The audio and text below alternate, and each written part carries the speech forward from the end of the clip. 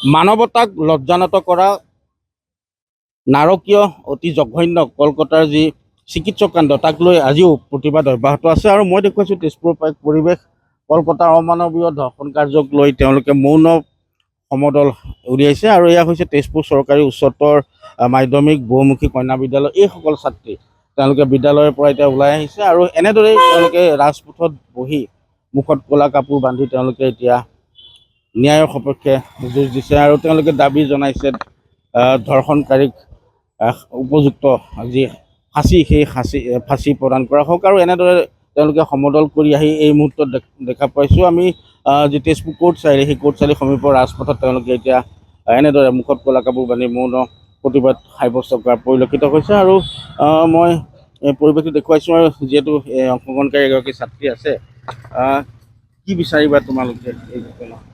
আচলতে এই বিষয়টোৰ কথা আমি ক'বলৈ গ'লে এটা লজ্জাজনক বিষয় হৈছে যিটো কলিকতাত 9 আগষ্ট তাৰিখে সংঘটিত হৈ গ'ল। ই এক হৃদয় বিদাৰক ঘটনা প্ৰতিগৰাকী নাৰী আৰু প্ৰতিগৰাকী ছাত্ৰীৰ বাবে।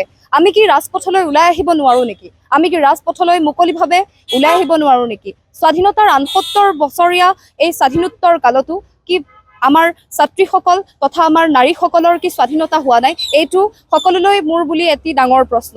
আৰু আমি বিচাৰোঁ যে আমাক স্বাধীনতা লাগে। স্বাধীনতা কেৱল এইমাত্ৰেই নহয় যে আমি ওলাই আহিব বিচাৰোঁ। আমি সকলো ফালৰ পৰা যিহেতু স্বাধীন হৈছোঁ, এই লজ্জাজনক ঘটনাই মৰ্মাহত কৰিছে আমাৰ সকলোকে, এইখিনিয়ে ক'বলৈ বিচাৰিছোঁ। আৰু সেই অৰ্থে আমাৰ তেজপুৰ চৰকাৰী উচ্চতৰ মাধ্যমিক বহুমুখী কন্যা বিদ্যালয়ৰ পৰা আজি এটি প্ৰতিবাদী কাৰ্যসূচীত আমি অংশগ্ৰহণ কৰিছোঁ। হয়, নিশ্চিতভাৱে। আৰু আমি দেখুৱাইছোঁ এগৰাকী অংশগ্ৰহণকাৰী ছাত্ৰীয়ে যথেষ্ট গুৰুত্বপূৰ্ণ তেওঁ মন্তব্য কৰিছে। আৰু এনেদৰে দেখুৱাইছোঁ আমি তেজপুৰৰ ৰাজপথত এইসকল তেজপুৰ চৰকাৰী উচ্চতৰ বহুমুখী কন্যা বিদ্যালয়ৰ ছাত্ৰীয়ে মুখত ক'লা কাপোৰ বান্ধি তেওঁলোকে প্ৰতিবাদ সাব্যস্ত কৰিছে। আৰু তেওঁলোকে ইয়াৰ দ্বাৰাই চৰকাৰক এটা মেছেজ দিব বিচাৰিছে যে নাৰী সুৰক্ষিত নহয় নেকি, তেওঁলোক কিয় আজিও স্বাধীন হ'ব পৰা নাই নেকি, এনেধৰণৰ এতিয়া তেওঁলোকে প্ৰশ্ন উত্থাপন কৰিছে। আৰু আমি দেখুৱাইছোঁ এই মুহূৰ্তত এয়া